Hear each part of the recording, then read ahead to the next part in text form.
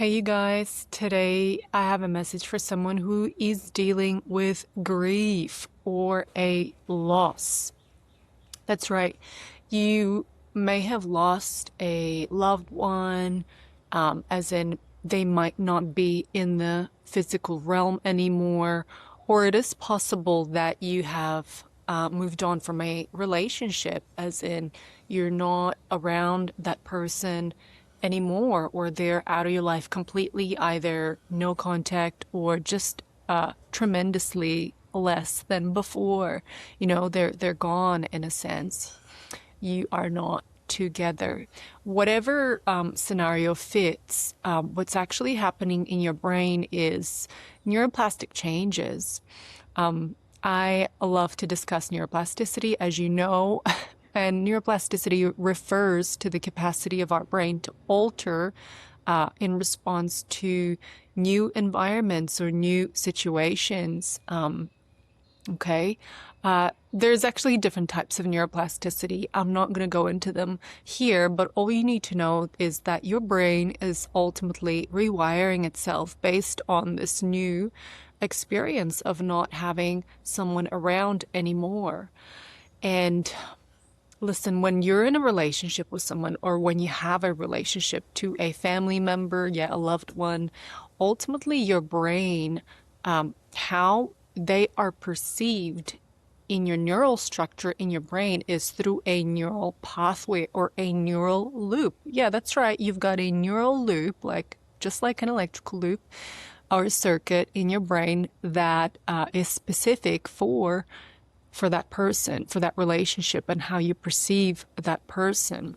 All right, let's say it is your mom, right? So your brain has learned over time that your mom is a certain way, and that info is encoded in your brain in the form of a neural pathway, which becomes tricky because ultimately that person, your mom, can change, right, over time, but your brain still perceives her as the same person. So it's a bit tricky because then we fall into these ways of relating to people in the same way, even if these people are no longer the same people, if they've transformed, and it really will take something for our brain to rewire and relate to them as a new person. And sometimes it's like on a daily basis. But yes, our brains, and I always say this, but our brains are lazy, okay? They always want to use the same neural pathway that they've always used before. So let's say if you related to your person of interest for a year in a certain way, and then they went on and completely altered their life. At the start, your brain won't really catch on to it, and it'll really take a lot of new repetitive behaviors and you seeing them in that new light for your brain to rewire so that you could really get with the program that yes, they have changed. All right. But getting back to the person that you are grieving or that you've lost or lost touch with.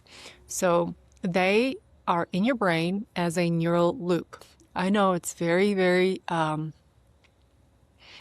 very simplistic way of relating to a person, but for the purpose of neuroplasticity, let's just look at it that way. So yes, this person's in your brain as a neural loop, neural pathway. And when they become gone, as in they're gone from your environment, whether they've passed on from the 3D realm, or they're just no longer in front of your face or in your face all the time, which sometimes is a good thing.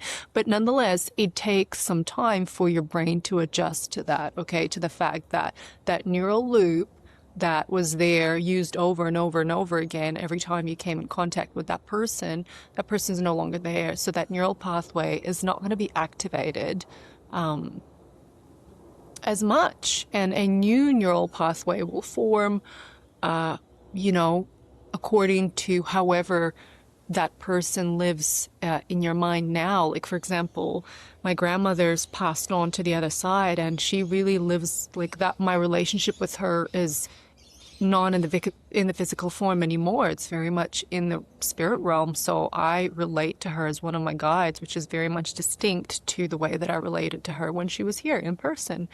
I hope that makes sense to you, makes a difference to you.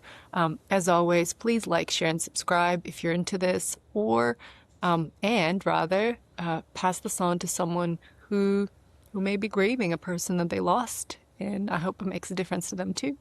And I can't wait to see you again next time.